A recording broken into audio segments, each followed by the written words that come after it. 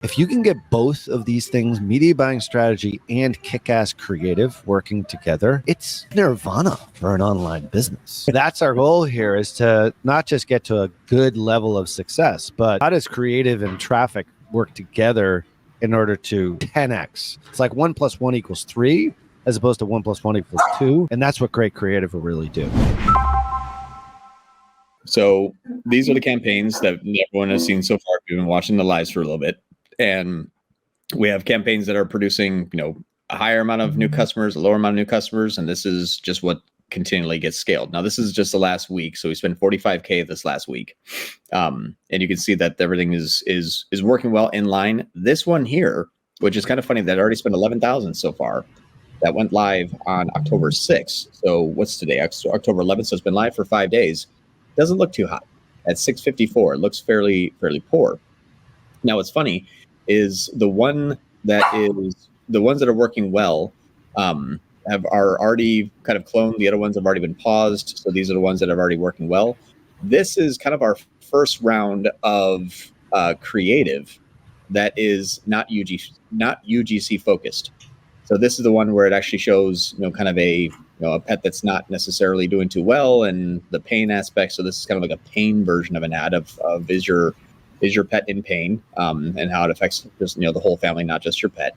But this is the one ad that is non-UGC focused, and everything else has been UGC focused since inception. Now, what you'll notice though is that there's not a whole lot of image.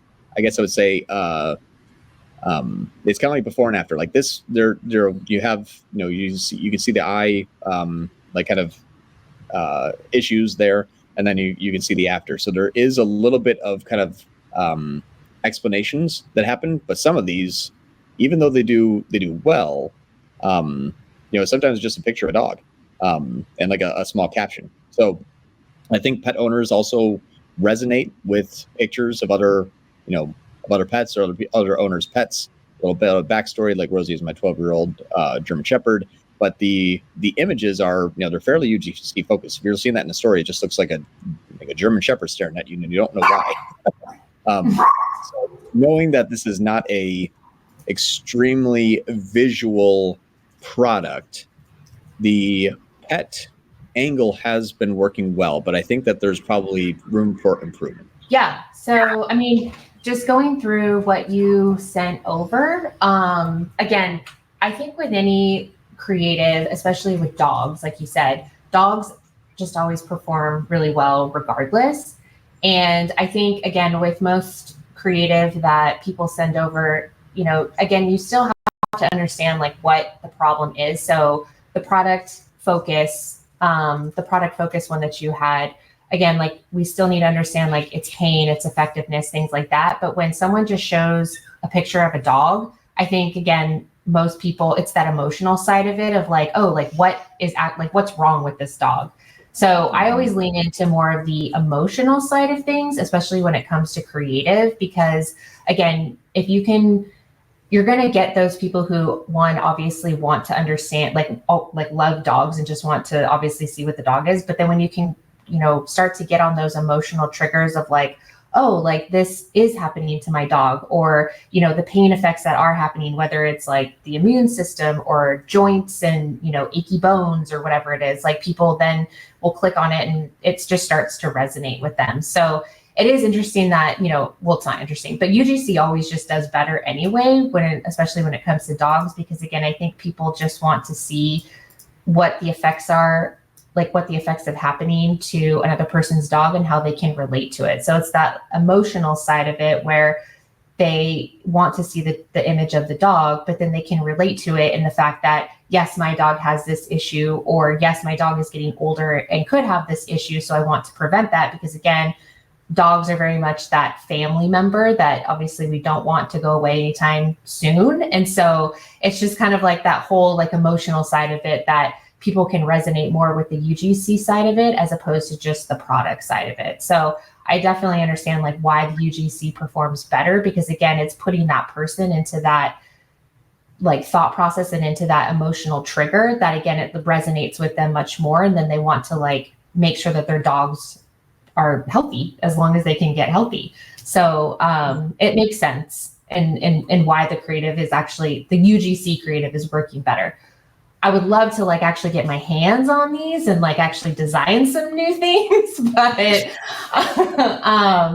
yeah, I mean, in terms of like what's working currently, I do see why the UGC side can resonate better with it.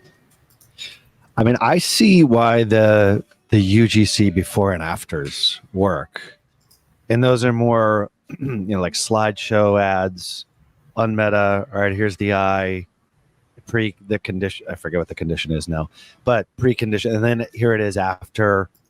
I get that, but just the picture of the dog itself, like some of your best performing ads are just images of a dog, and it might even be John Moran's dog.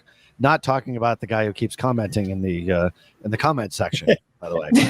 We have some very interesting commenters, Lauren, on this YouTube live. John Moran's dog is here. So it's incredible that he's in the ads and he's actually asking questions at the same time.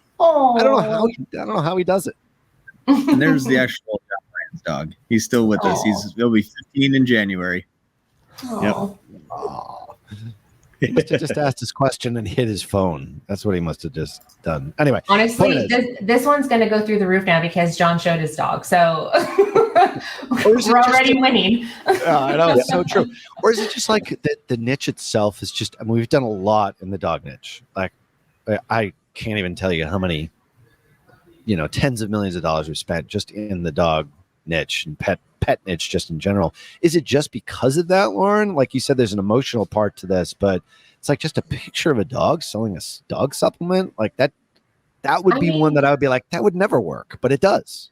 It does, because again, like so many people are just dog lovers. I mean, really, if you actually just go on to just your Instagram or your social media in general, how many accounts are dog related accounts? Yeah. Millions of them. There's so many dog related accounts out there that, again, it's like people just love seeing animals. They love seeing dogs. They love seeing, whatever it has to do with any sort of animal. People engage with that so much more. And again, the fact that you even have the slight copy on it, she scratched so much, her beautiful coat became scruffy. Again, it's a dog, it's a picture of a dog, but then it also tells you exactly what the issue is. And people can look at that and say, yep, like that's my dog. Like, even though it's as general as just scratching, every single pet parent that has a dog that has scratched, and they want to understand why they're scratching. And so again, it's like, oh, like this makes sense as to why I would need this product. And then again, all these other, key elements, and then people will click on it and then read what's going on and then want to buy the product. So again, I think it's like, no matter what, just with any sort of dog products, people always want, like, people will make sure that their animals are more protected than themselves. I mean, like in reality, like you will spend more money to take your dog to the vet, to have surgery on your dog, than to actually, like do it for yourself. Like, so I think again, like more people just will ensure that their dogs are always protected. And so I think again, that's why dog brands just do so well, because people are just so like, it's their family. It's the member of their family. So it's again, that like emotional trigger that really makes them want to keep them as healthy as possible for as long as they possibly can. Yeah. No, it makes sense. And I mean, you bring up a really good point here, is that I'm talking about the image itself. And I always sort of think, all right, well, the image is the 80% of the ad. I don't know if that's necessarily true in this case, because with that image, there is a story about a dog in pain. Mm-hmm. And even though it's a just basic and that literally was a picture of your dog, right, John? Like, no kidding. No, okay. that was just a UGC from an actual client or customer. Oh, okay. Got it. All right. So it was. Got it. So, all right. So the combination of just an image that is going to potentially resonate, because there's so many dog owners that are out there, but the copy itself, which tells about the story of the dog, that's the essence of creative, is you're tying the two things together. And I guess I personally was maybe underselling the importance of that story. The image captures their attention, but then if you actually read maybe a couple of lines, you're like, all right, what happens next? And that's why they click. Is that safe to assume? Okay. Oh yeah, definitely. I mean, again, the dog picture, yeah, for sure is going to get you to stop. But then again, the scratchiness or whatever it is that's happening to the dog is going to make you think like, oh, again, this is my breed of dog that they are prone to scratching, or they are prone to licking their paws, or, things like that. You see that small bit of copy and you're like, yep, that resonates with me. I'm going to see what this is all about. Got it. And I have a German Shepherd. Maybe. Yeah. Right. Yeah. Makes sense. Now, John, like taking it one step further, we've never talked about this because we don't have our after the click people on the call here, but like when they actually click off to the site, is there a continuation of that story, or is it just the solution with the product? Like what do they get after they click? It's just to a really kind of a long form landing page about why the product helps, what's in it, like, testimonials, those. So there's some UGC and some social proof on those pages, but it's not specific to that story at all. Interesting. Mm-hmm. Okay. But again, I also think though too, it pulls on that emotional side again, and it pulls on that social relevance, like having those testimonials and the social proof. Like I always lean on the fact that on a landing page, even though it's a long form informational page, if people show that they've had great results with this, again, as a dog owner, as someone who wants, I want something to help my animal, like seeing all those reviews are going to be like, yep, okay, great. Like this person had great results, so I'm going to buy this product.